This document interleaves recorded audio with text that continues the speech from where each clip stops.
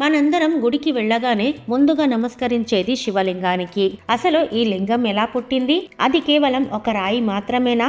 కాదు, అది అనంతమైన శక్తి.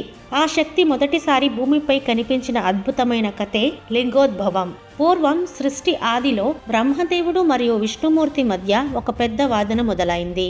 నేనే సృష్టికర్తను అని బ్రహ్మ, నేనే పాలకుడిని అని విష్ణువు. ఇలా ఇద్దరిలో అహంకారం పెరిగిపోయింది.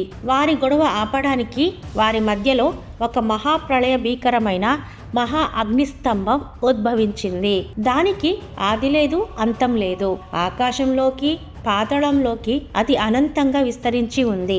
అప్పుడు ఒక ఆకాశవాణి వినిపించింది. మీ ఇద్దరిలో ఎవరైతే దీని మొదలు లేదా చివర కనుగొంటారో వారే గొప్ప.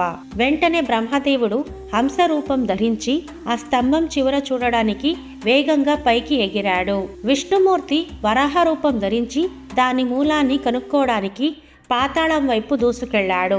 1000 సంవత్సరాలు ప్రయాణించారు. కానీ ఆ జ్యోతిర్లింగానికి అంతం ఎక్కడా దొరకలేదు. విష్ణువుకి అర్థమైంది, ఇది సామాన్య శక్తి కాదు, దీనికి అంతం లేదని. తన ఓటమిని అంగీకరించి వెనక్కి తిరిగాడు.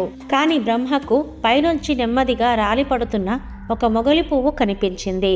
బ్రహ్మ దాన్ని ఒప్పించి, నేను స్తంభం చివర చూశాను అని విష్ణువు దగ్గర అబద్ధం సాక్ష్యం చెప్పు అన్నాడు. తిరిగి వచ్చాక విష్ణువు సత్యం చెప్పాడు. బ్రహ్మ మాత్రం, నేను చూశాను, ఇదిగో ఈ పువ్వే సాక్ష్యం అన్నాడు. ఆ అసత్యం వినగానే ఆ అగ్నిస్తంభం ఒక్కసారిగా బద్దలైంది. మహాప్రళయం సంభవించింది.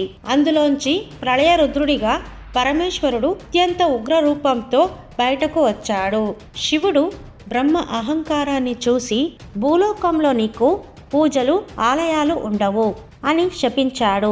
సత్యాన్ని అంగీకరించిన విష్ణుమూర్తికి తన సమానమైన స్థానాన్ని ఇచ్చి ఆశీర్వదించాడు. ఆ తర్వాత ఆ ఉగ్ర రూపం శాంతించి ఒక నిరాకారమైన లింగ రూపంలో స్థిరపడింది.